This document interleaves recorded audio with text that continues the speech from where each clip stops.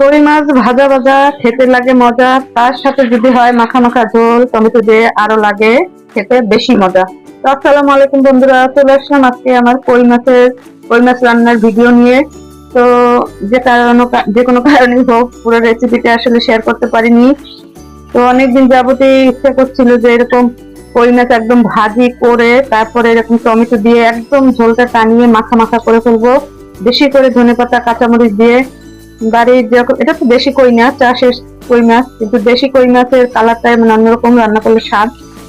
তো ওটা আর এখন কোথায় পাবো, তো সেজন্য আমি এভাবে রান্না করছি। এখন একটু পর আর কি ধনেপাতা দিয়ে মাছটা উঠিয়ে ফেলবো।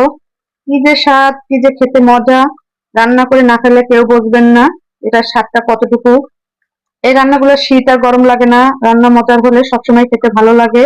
শীতের দিনে শুধু সবজিটা খেতেই বেশি মজা লাগে। মাছ মাংসটা তো আমরা সবসময় 12 মাস খেয়ে থাকি।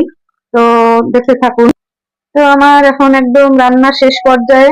তো এখন আমি এই যে ধনেপাতা কাঁচামরিচ কেটে রেখেছি এগুলো দিয়ে দেব, দিয়ে তারপরে ঢাকনা দিয়ে ঢেকে দেব, ঢাকনা দিয়ে ঢেকে দেব। আর ঢাকনা দিয়ে ঢেকে তারপর উঠিয়ে ফেলবো, বেশি করবো না।